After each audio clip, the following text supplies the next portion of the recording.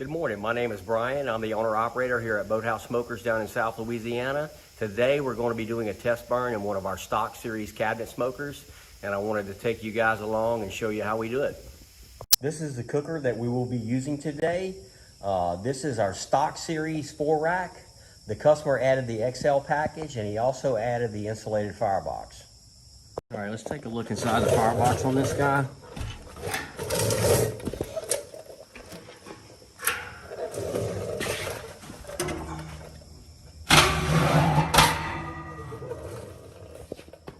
All right, today we're going to be running a charcoal fire.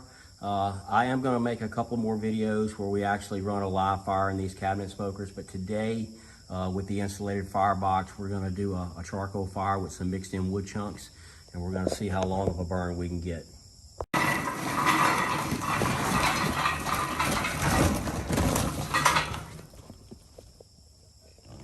All right, and I got some chunks of cherry wood too that I'm just gonna mix in here. I actually should have put these in probably before I put the charcoal in.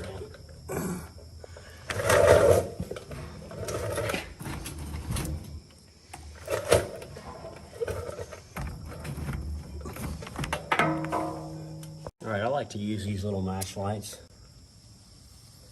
Just seems to make it a little bit easier. I don't like lighter fluid. Some people use a charcoal tray, you know, whatever, but this seems to work for me. You know what I'm gonna do is I'm gonna stick that in there and I'm gonna stack some coals on top of it.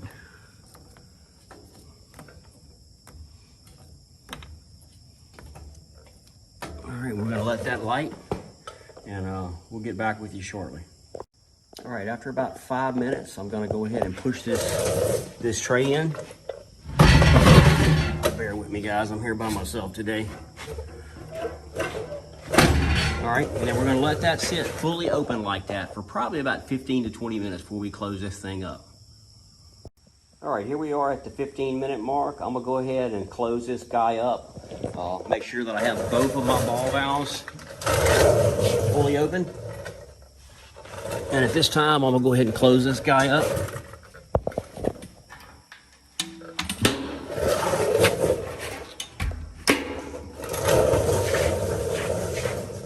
All right, we'll check back. All right, we've been running for about 40 minutes and we're coming up on our target temp of 225. At this point, what I want to do is I'm going to close one of the ball valves fully, and then the other one I'm going to leave in the full open position and see where that gets us. I like to, you know, I like to dance my way up to the 225 mark. You don't want to overshoot it. It tends to be a little bit easier, you know, to get your temp up than it is to turn it back down. So just, I try to bump my way up till I hit my target temp. And then once I hit my target temp, I will adjust, let it sit for 5 to 10 minutes, adjust again if I need to. And at that point, you should be able just to lock it in and it'll burn indefinitely at that temp until it runs out of fuel. So I'll check back shortly. All right, at the 50-minute mark, we're still climbing a little bit. We're sitting at about 235 degrees, which is about, you know, about 5-10 degrees hotter than I want it to be. So at this point, I'm gonna try to dial it down a little bit. And by doing that, what I'm gonna do is I'm gonna take my ball valve and I'm gonna adjust it to about the 3/4 position and then see what that does for us. All right, I'll check back here in about 5 minutes or so. All right, here we are at the 1 hour mark and we are cruising at 225. Now at this point, it's safe to go ahead and add your proteins. We got a super clean fire going. Now just keep in mind, if you load this thing up with 10 pork butts, you're gonna see a substantial temp drop right away. So you may need to make further adjustments after you add your proteins. You may need to open that ball valve a little bit and, you know, to get a little more airflow in there to maintain. We're just doing a test burn today. We don't have any proteins going in there, so we should be good, no problems. So I will check back shortly. All right, I lit a fire in this guy about 7 a.m. this morning. It's currently 11:36. It's been running for about 4.5 hours and we are locked in at 225. Burning a super clean fire.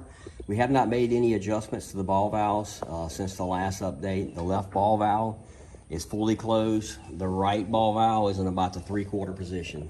So from this point forward, we should just be able to cruise. We shouldn't need to be able to make any more adjustments till this thing runs out of fuel.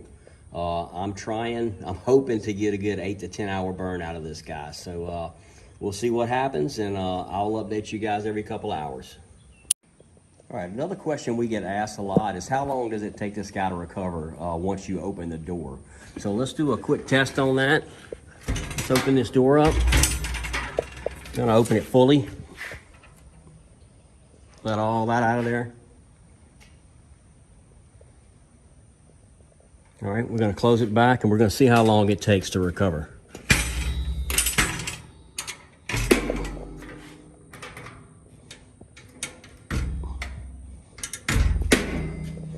All right, temp dropped down to about 200 degrees. I'll check right back. All right, I wish I had a stopwatch, but the only stopwatch I have is actually on my phone. So I just did a quick little test with my watch, and it took it about 1 minute and 42 seconds once I opened that door fully to get back to the 225 mark. Not bad. All right, here we are about 15 minutes after we did the open door test. I have an increase in temp to about 235, 240 degrees.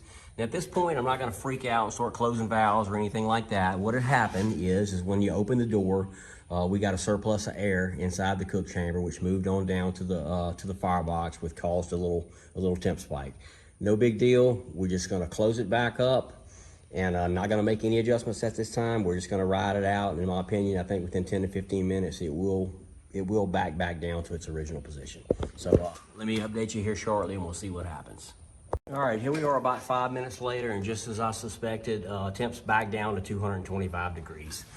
It is pretty normal when you open this thing up, especially the firebox.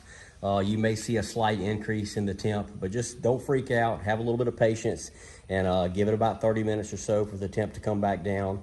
If the temp does not come down in 30 minutes or so, at that time you can start making some small changes to your ball valve. I recommend about 1/8 of an inch increments at a time. Move it 1/8 of an inch, give it 30 minutes and see what happens. You're wasting your time if you're trying to do it every 5 or 10 minutes. It's a very large cook chamber and a very large firebox. So it takes 30 to 40 minutes for those changes to take place. So anyway, just patience is the name of the game, and give it time to react to the changes that you've made. All right, we'll check back shortly. All right. We are about 7.5 hours in, and we're still cruising at 225. At this point, I want to take a look inside this firebox and see what's going on inside of there. Oh, wow. We've only used, I say right at half, and we're at 7.5 hours right now. So man, this thing might go 12 to 14, 15 hours. I don't know. But we may never know, because I got a wedding to go to in about 3 hours. So anyway, I'll give you another update before we leave. All right, we're coming up on the 9-hour mark, and we're still cruising at 225 degrees. I feel very confident this thing's gonna run at least 10 to 12 hours. Now look, I did use, that was 2 bags of charcoal, 2 15-pound bags of charcoal, so 30 pounds of charcoal total. I know I only showed me emptying 1 bag in the video. I had the camera turned the wrong way for the second bag, so I couldn't use it. So anyway, like I said, I got a wedding to go to. I got a jet, but thanks for watching. Please like and subscribe if you've not done so already, and we will catch you on the next one.